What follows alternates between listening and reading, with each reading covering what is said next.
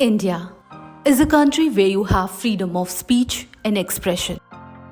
Technology and digitalization have empowered common people to express their views and share their beliefs openly, broadly via social media platforms.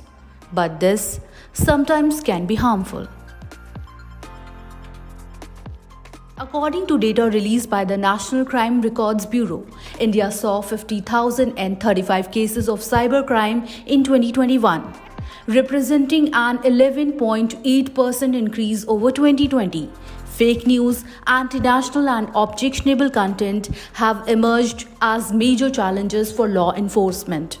To address these challenges and to require social media and OTT platforms to exercise greater vigilance over the content, the Ministry of Electronics and Information Technology introduced IT Rules 2021.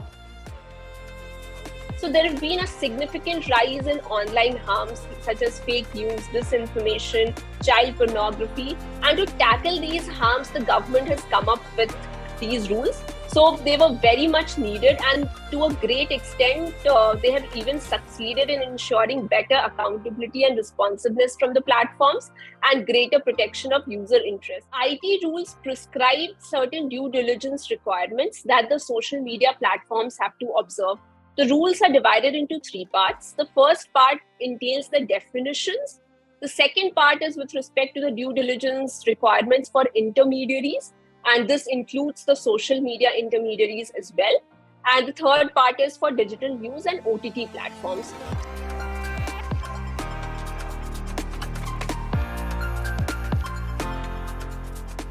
Some of these due diligence requirements include ensuring information assistance to law enforcement agencies within 72 hours. This is under Rule 3. So all the intermediaries have to ensure if a law enforcement agency is coming with some information assistance with respect to a case that is going on, the information has to be provided within 72 hours. Then there is another norm with respect to which if the platform is getting the actual knowledge about which I mentioned in the last answer, then they have to take down content or block certain kind of information within 36 hours. And there is a lower timeline of 24 hours if the content is related to any kind of sexual offense or child pornography.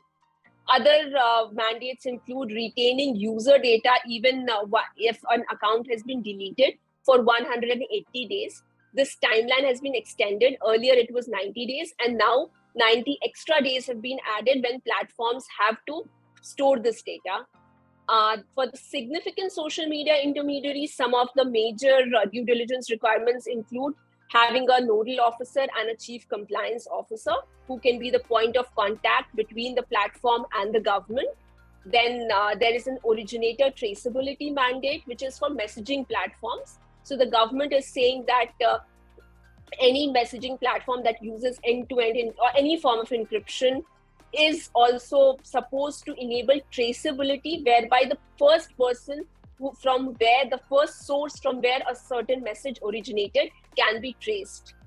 And then there is proactive monitoring, which the norm is that on a best effort basis, the platform should endeavor to proactively remove harmful content related to child sexual abuse material. The rules, however, are seen as part of a growing trend of governments attempting to control big techs and regulate the internet. At the same time, industry stakeholders are concerned on the mandate's infeasibility. According to a survey by the iamai and the Dialogue, more than 85% of social media and internet intermediaries believe that the harsh compliance mandates on the new IT rules would negatively impact the ease of doing business.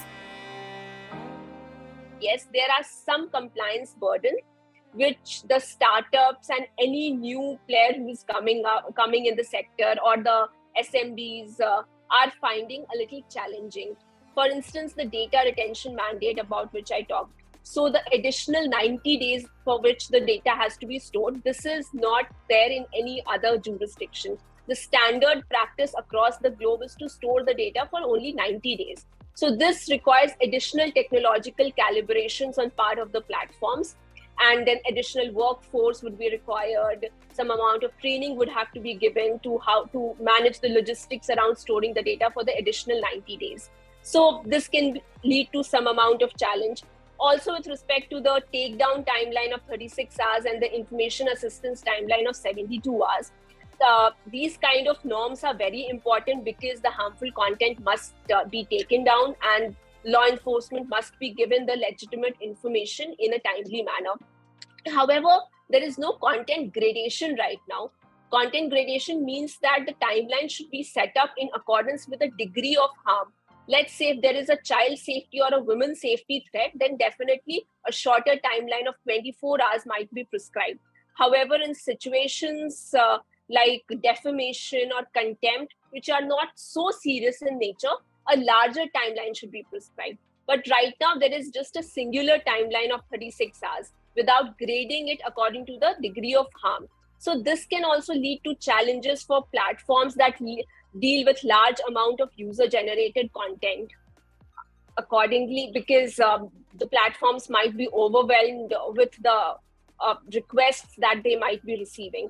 So here the gradation requirement is needed. Most importantly, one of the significant findings of the study was around the personal liability of the chief compliance officer. So the chief compliance officer, who has to be the point of contact, it's a very important post that the government has created, because this will ensure that there is more smooth coordination and communication between the users as well as the government with the platforms. However, the personal liability, wherein the compliance officer is going to be personally liable if the company, the intermediary, fails to observe any of the due diligence mandates. And in certain situations, when this provision is read with Section 69A of the IT Act, then the liability can also turn criminal in nature. So this is not very feasible. This is inconsistent with the criminal law jurisprudence of the country, wherein the amount of mens rea or the degree of liability which is necessary to instigate criminal prosecution against a person is not here. Firstly, because he's just an employee of the intermediary. So having criminal investigation and criminal prosecution is not feasible.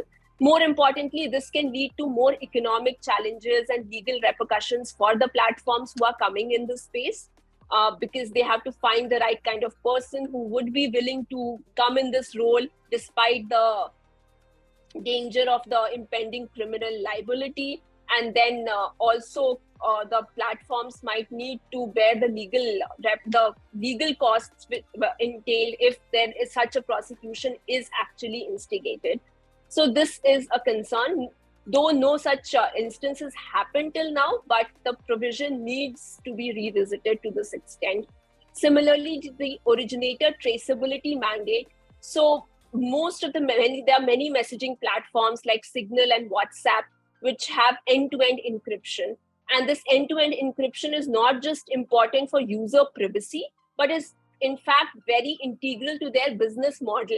Their business model is to provide secure communication to the users. Traceability mandate research shows that there is no way to enable traceability without breaking this end-to-end encryption, which would lead to the entire infrastructure, the security of the platform being compromised. So this can have repercussions for the entire business model of these platforms, and many of the platforms might be operating across the globe. So either they'll have to create something different for India, or if they'll have to change the entire technology across the globe. So this can also entail significant costs. Various agencies such as iamai, Internet Freedom Foundation, or Asia Internet Coalition, including Google, Meta, and Apple, have asked the government to rework the current draft, as the proposed amendments only increase their compliance burden. WhatsApp and Twitter has even sued the Indian government. With respect to certain implications for ease of doing business and entry barriers, yes, some of these norms around traceability and personal liability are posing concerns, and these need to be revisited.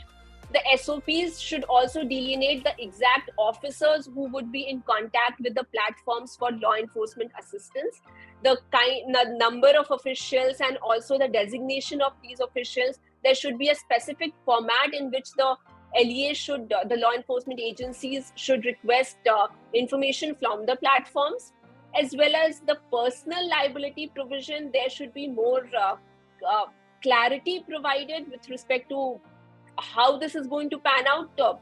In ideal scenario, this needs to be clarified that there is not going to be a personal liability of the employee himself, and instead fines for the platforms should be adopted as a more reasonable measure.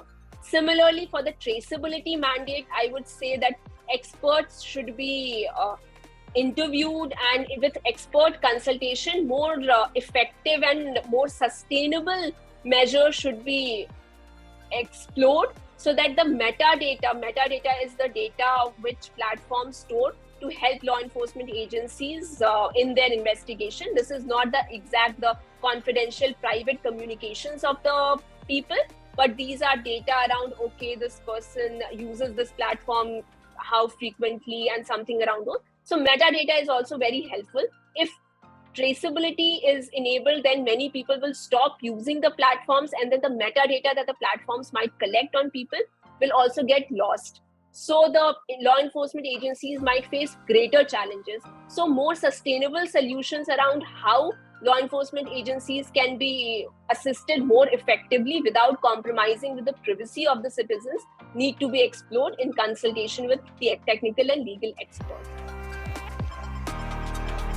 The aim of these rules was to make social media and internet companies more accountable for the content. However, industry bodies have since criticized the rules over various reasons. Once again, stakeholders are finding themselves in soup over grievance appellate committee.